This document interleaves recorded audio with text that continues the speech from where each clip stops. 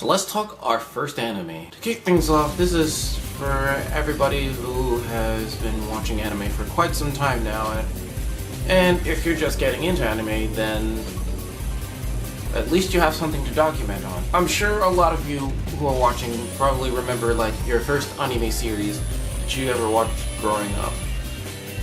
This is for like all of my Western and non-Japanese individuals who have never seen the face of anime before, or someone from Japan but has never known the sweet smell and sweet beauty that is Japanese animation. Because let's face it, not everybody in Japan watches anime, you know. I mean, sure, there is a lot of anime that you've watched, you just don't know it yet. But I'm talking about the one series, the one movie, or practically a video game whilst we're at it, that has basically shown you that, you know what, buddy? You know what, Missy? All of it is anime. This is what we are about. That's basically what it's saying to you.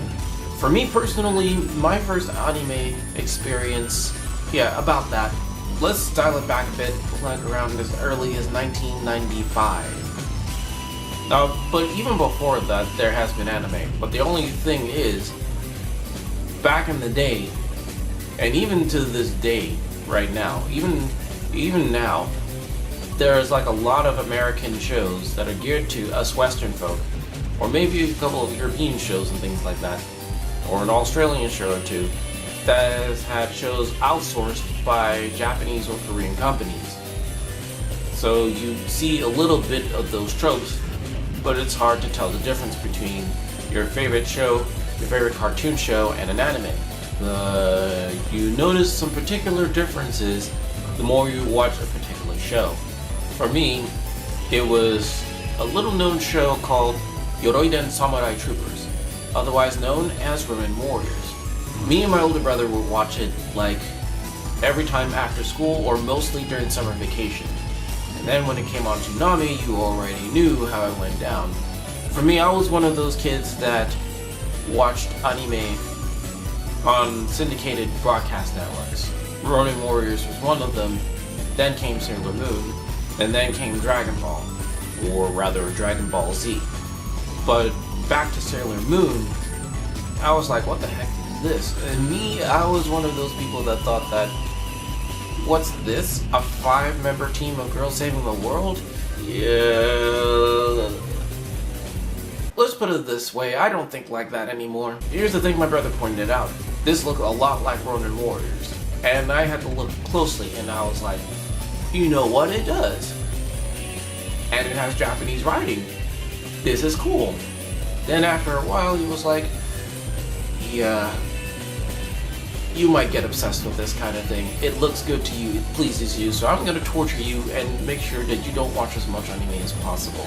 Then high school rolled in, then college, and I was like, well, he doesn't have too much influence on me, so I get to watch as much anime as I want to, which is cool.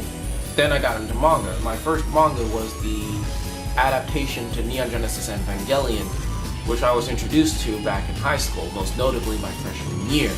So yeah, a lot of cherries were picked. And when my brother moved to New York, for a brief moment, family computer was basically mine for the taking, which means a lot of anime to watch online. That's if I couldn't afford for a DVD box set at the time. Any money I did get at that moment, I invested upon Japanese video games and anime.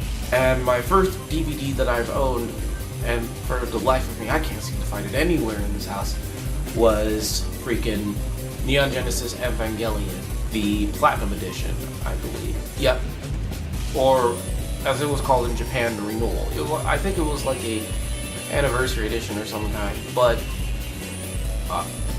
no, not even that. No, my first anime DVD was Evangelion the movie Death and Rebirth. Like, I was like so into Evangelion at the time, like during my younger days, like especially like when I was in my late teens to early 20s. Like, Evangelion spoke to me, especially its main character. That is until I realized that Shinji was a fucking dick. And a spineless one at that. and a shriveled up one. Okay, point being, a lot of things kept happening as far as anime and manga was concerned. Then I started meeting like-minded people who were into this stuff. I was like, holy crap, one of us. But then we go back to 2015. We go back to 2015, and I decided, hey, you know what? I want to watch Samurai Troopers again, because 20 years have passed since that time I got introduced to that series, and my perspective with anime has changed over time. So I want to see if I can go back to it. Now, the thing is, I did, but the issue I had was that I became something of an anime purist, and I still am to this day. My values with anime have changed, so it's like, I'm gonna watch this completely subbed. Don't give me the English dub where they mispronounce the main character's name, because that happened a lot. Oh, and it suffered from 90s anime dubbing syndrome. What does that mean? If it's too Japanese, we gotta change it, which means characters' names gotta be changed. We don't know Japanese, so we can't really pronounce the main character's name right.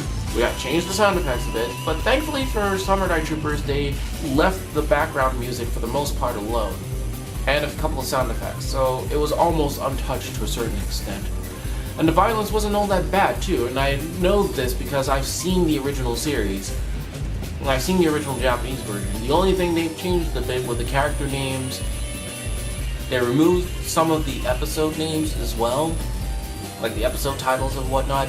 So not much has happened. It wasn't all that bloody either. I mean, you saw more of what the American dub calls Toyota's ass for a little bit while she transformed. So yeah, there was that too. Yeah, I'm pretty sure they tried to change that because they didn't want the FCC on their nuts. Like, I watched that, and I watched a little bit of the Legend of the Hikote arc, which was a series of OVAs. Yeah, a lot was going on with that. Like, Samurai Troopers was like a great series, and during 2015, I felt it would be a remiss if I didn't go back and watch my first. So, that said, what was your first anime? Like, what was the anime that did it for you? What was the anime that made you the biggest otaku, weeb, and cosplayer? If you know what it is, drop a comment. As always, thank you for watching. This is Showa60 signing off. Ja ne, catch you later.